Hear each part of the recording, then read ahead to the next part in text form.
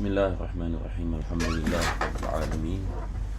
Wassalatu wassalamu ala asyrafil anbiya'i wal mursalin Sayyidina Muhammadin wa ala alihi wa sahbihi ajma'in. Alhamdulillah, para jemaah dirahmati Allah Subhanahu wa taala. Pertama dan utama sekali kita memanjatkan kesyukuran kita kepada Allah dapat kita menyambung pengajian dalam kitab Umdatus Salik karangan Al-Imam Ibn Naqib Al-Masri, dan kita memanjatkan kesyukuran kepada Allah yang mana kita telah masuk pada bulan Ramadan dan kita telah menjalankan ibadat puasa ini, alhamdulillah. Maka kita berdoa kepada Allah Subhanahu wa taala, mudah-mudahan Allah menjadikan ibadat ini, puasa kita, ibadat ini yang diberkati, yang diberikan ganjaran yang sebaik ini daripada Allah Subhanahu wa taala, dan mudah-mudahan Allah mensucikan hati-hati kita dan diri kita daripada segala penyakit-penyakit hati dan penyakit batin, dan memberikan kepada kita tazkiyah, memberikan kepada kita kebaikan di dunia, kebaikan di akhirat, dan mengampunkan segala dosa kita insya-Allah, dan menjadikan kita di antara hamba-hambanya yang bertakwa, amin ya rabbal alamin. Maka pengajian pada hari ini akan meneruskan daripada mana kita berhenti di dalam kitab Umdatus Salik, dan kita masih berada pada bab jenazah. Berkenaan dengan bab puasa, saya ada mengadakan kuliah zuhur pada hari Isnin, ulangan sambungan daripada kitab ini Fathul Mu'in. Jadi bagi yang nak mengikuti bab puasa dengan terperinci, insya-Allah antum boleh mengikuti Masjid ini Abdul Razak, Facebook Masjid Abdul Razak, yang mana pengajian pada hari Selasa dibawa kepada kuliah zuhur, insya-Allah. Jadi hari ini insya-Allah kita akan meneruskan daripada mana kita berhenti pada minggu yang lepas.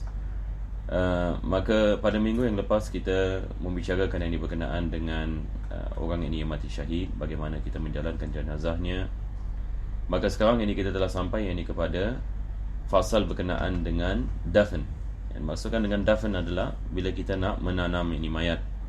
Apabila kita nak menanam mayat, maka penulis ini mengatakan summa yudfanu, setelah jenazah ini kita mandikannya, kita kafankannya, kita melakukan solat ke atasnya, maka sekarang masanya untuk kita menanamnya di perkuburan. Ini beliau mengatakan summa yudfanu wa fil maqbarati afdal, lebih afdal kita menanamnya di dalam kawasan perkuburan. Mana yang lebih afdal, kita menanamnya di kawasan perkuburan ataupun selain daripada kawasan perkuburan. Sebab selain daripada kawasan perkuburan juga dibolehkan. Misalnya di bukit-bukit misalnya, ataupun di Gunung Ganang misalnya, ada tempat yang tertentu dan sebagainya, boleh saja kita mengorek tanah dan selepas itu kita menanamkan. Tetapi lebih afdal kita menanamnya di kawasan perkuburan. Naam. Wala yudfanu maitun ala maitin illa an yubla al-awwalu kulluhu, dan tidak dibolehkan kita menanamkan jenazah di dalam kubur jenazah yang lain. Kita korek jenazah yang lain dan kita memasukkan jenazah di dalamnya, melainkan kalau dia sudah reput. Dan ini berbeza daripada satu negeri kepada negeri yang lain. Ada negeri misalnya makan 20 tahun baru kesemua jenazah itu reput. Ada negeri misalnya makan 5 tahun ataupun 10 tahun dan sebagainya. Tapi kalau sekiranya jenazah itu masih ada lagi, tidak dibolehkan kita menanamkan satu jenazah ke atas jenazah yang sedia ada di dalam liang perkuburan. Ini tidak dibolehkan. Jadi penulis ini mengatakan wala yudfanu maitun ala maitin illa an yublal awwalu kulluhu, sehingga semua yang pertama itu semua dah reput kesemuanya. Wala maitatani fi qabrin wahid, tidak dibolehkan kita menanam dua mayat dalam satu perkuburan. Ini tidak dibolehkan. Illa li daruratin, melainkan kalau sekiranya ada darurat. Beliau memberikan misal. Apakah ini masukkan dengan darurat di sini? Dia mengatakan kakasratil qatli wal fana, banyak sangat pembunuhan dan banyak sangat orang mati misalan berlaku na'udzubillah min zalik, tsunami ataupun gempa bumi seperti mana kita lihat berlaku di sebahagian ini negara yang mana kematian dalam satu hari yang ini mencecah beratusan ribu. Maka bagaimana kita nak menanam ini? Bagaimana kita nak menanam mayat kalau sekiranya kita tidak ada tempat ini yang cukup ini dan sebagainya. Maka dalam keadaan seperti ini, kalau dalam keadaan darurat ini seperti ini, maka dibolehkan yang ini kita menanamkan mereka yang ini di dalam yang ini satu yang ini perkuburan. Wa kasratil qatl wal fana, yakni apabila berlaku ini banyak ini pembunuhan dan kematian, wa yuj'alu bainahuma ha'ilun min turab. Jadi cara kita menanam mereka adalah kita meletakkan yang pertama, selepas itu kita mengasingkan yang kedua daripadanya dengan kita meletakkan tanah. Yang kita naikkan tanah sedikit, seperti kita buat macam rumah sikit. Jadi jenazah ini yang pertama, selepas itu kita buat rumah, baru ini jenazah ini yang jenazah kedua. Bukan maksudnya satu jenazah atas yang lain, tidak dibolehkan begitu. Jadi kita meletakkan side by side. Naam. Bainahuma ha'il min turab wa bainal mar'ati wa rajuli akadu. Dan lebih-lebih lagi kalau sekiranya di antara lelaki dengan wanita, jenazah lelaki dengan jenazah wanita. Penulis ini mengatakan akadu siyamal ajnabiyain. Lebih-lebih lagi kalau mereka tidak ada kait mengait, ini misalnya seorang lelaki dengan seorang wanita. Jadi kita memisahkan mereka dengan lebih daripada pisahan yang kita melakukan atas jenazah lelaki dengan jenazah lelaki. Walau mata fi safinatin, kalau sekiranya seorang meninggal ini dalam safina ini boat ya, ataupun kapal seorang ini meninggal dunia dalam ini kapal. Walam yakun dafnuhu fil bar, dan kita tidak boleh menanamnya di kawasan kita mengatakan tanah ataupun kawasan bumi, kawasan yang ini bumi. Yang ini satu orang ini meninggal dunia ini di atas kapal, dan dia pada ketika itu kapal itu betul-betul yang ini berada yang ini di tengah-tengah yang ini lautan, dan kita tidak tahu yang ini mana tempat yang boleh kita menanamnya. Kalau sekiranya tidak ada tempat yang boleh yang ini kita menanamnya, dan dia mati yang ini di dalam kapal. Kalau zaman dahulu, kita lihat zaman dahulu ini, mereka apabila berada di kawasan yang ini laut, maka disebabkan pelayaran yang mereka menggunakan pada zaman ketika itu dan sebagainya, dan mungkin mereka tidak mengetahui bila mereka akan sampai ke darat, maka dalam keadaan ini seperti ini, apa yang dilakukan adalah seperti mana penulis ini mengatakan, ju'ila baina lawhaini wa ulqiya fil bahr. Jadi jenazah itu setelah yang ini kita melakukan mandi ke atasnya, salat ke atasnya, maka bila kita nak menanamnya, maka kita ikatnya yang ini di atas kayu, dan kita letakkan sesuatu benda yang berat supaya jenazah itu yang ini tenggelam yang ini ke dalam air. Maka dia dicampakkan ke dalam air. Kalau sekiranya kita tidak dapat tempat ini untuk kita menanamnya. Cuma zaman sekarang ini mungkin keadaan ini berbeza sedikit. Kalau sekiranya seorang meninggal dunia di atas kapal, biasanya boleh yang ini usahakan yang ini untuk menanamnya yang ini di darat. Kalau sekiranya mampu kita melakukan sedemikian. Sebab mayat ini mungkin kalau satu hari ataupun yang ini 12 jam dan sebagainya, masih boleh tahan. Tetapi kalau sekiranya betul-betul yang ini kita sesat di dalam lautan dan kita tidak mendapatkan darat, maka ini kita mengatakan last choice ini. Bila kita tidak mendapatkan darat, maka kita mencampaknya ini ke dalam lautan. Wa aqallu qabri, penulis ini mengatakan kubur yang paling minimum ma yaktumu raihata wa yamna'u siba. Yang paling minimum adalah dalamnya setakat yang ini dia dapat menutup bau yang ini bangkai yang ini si mati, dan dia dapat menghindarkan binatang buas daripada memakan daripada mayat itu. Wa yundabu tawsi'uhu wa ta'miquhu, dan disunatkan yang ini kita melebarkan kubur dan kita korek lebih mendalam, sehingga ini kita sampai kepada qamatan wa bastah. Ini qamah ini seperti satu orang ini dia diri dan dia mengangkatkan ini tangannya begini. Kalau misalnya ini orang yang terlalu tinggi, tidak terlalu pendek, dia mengangkatkan tangan, ini sikit lebih kurang kita mengatakan 2.5 meter sebagai misal. Maka itu adalah tingginya. Dan bastah, yang qamah dan bastah ini sikit lebih kurang ini 2.5. Dan selepas itu kita melebarkannya sehingga kan jenazah itu yang ini dapat masuk dan kita dapat mengangkatnya dan kita dapat meletaknya di dalam jenazah tersebut. Selepas dia di dalam ini perkuburan itu. Selepas itu penulis ini mengatakan walahdu afdalu minasyak. Kita ada istilah ini di sini, apa yang dimaksudkan dengan lahad. Lahad ini dia adalah kita mengatakan lubang ini perkuburan yang mana di bawahnya ada sikit rumah. Jadi biasa apa mereka melakukan kalau di Yaman misalnya tanah yang kering, mereka memasukkan jenazah dan mereka menghadapkan jenazah itu ke arah kiblat dan mereka memasukkan jenazah itu ke dalam rumah itu. Jadi dia korek straight, lepas itu bawah ada L. Maka tempat L itu dia masukkan jenazah ke dalam. Lepas itu dia meletakkan labinah, ini apa kita mengatakan ini macam seperti brick di atas jenazah itu. Jadi ini yang dimasukkan dengan lahad, manda ini lebih afdal daripada syak. Syak apa yang kita lihat di Singapura? Sebab tanah kita di Singapura ini dia tak seperti tanah ini di Timur Tengah. Tanah kita tanah yang lembut. Jadi kita tak boleh melakukan lahad. Kalau kita buat lahad ini rumah seperti itu, dia akan apa kita mengatakan akan musnah.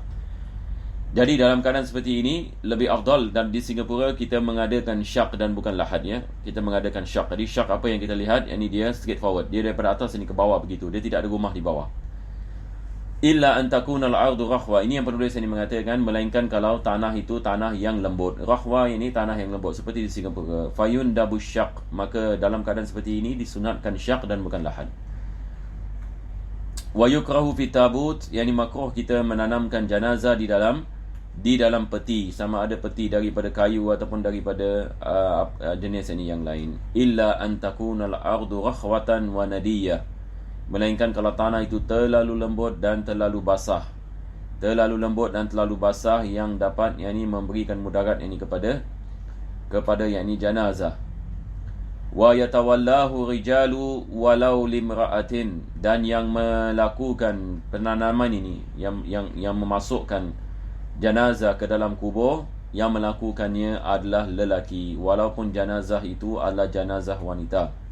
Yang memasukkan ke dalam ini perkuburan adalah lelaki, dan sebaik-baik ini mereka yang meletakkannya adalah suami, disebabkan suami ini yang paling rapat ini kepada wanita. In salaha lidafn, kalau dia mampu melakukan sedemikian. Tapi kalau tidak, ini summa aulahum bis salah, kita ikut ini turutan ini kepada mana yang afdal dalam melakukan salat. Jadi dalam salat ini kita membicarakan tentang asabah. Yani kalau kita membicarakan ini tentang anak-anak, kalau anak-anak tidak ada maka pakcik, kalau pakcik tidak ada anak kepada pakcik dan sebagainya. Lakin al-afqah muqaddamun 'ala al-asan, dalam menanamkan jenazah ini ke dalam perkuburan, maka kita kedepankan afqah, ini orang yang faqih. Orang yang faqih kita kedepankan daripada orang yang lebih tua. Wa aqsus salah. Ini berbeza dengan salat jenazah. Salat jenazah kita kedepankan orang yang lebih tua daripada faqih. Tetapi dalam menanamkan jenazah, kita kedepankan orang yang lebih faqih daripada orang yang lebih tua.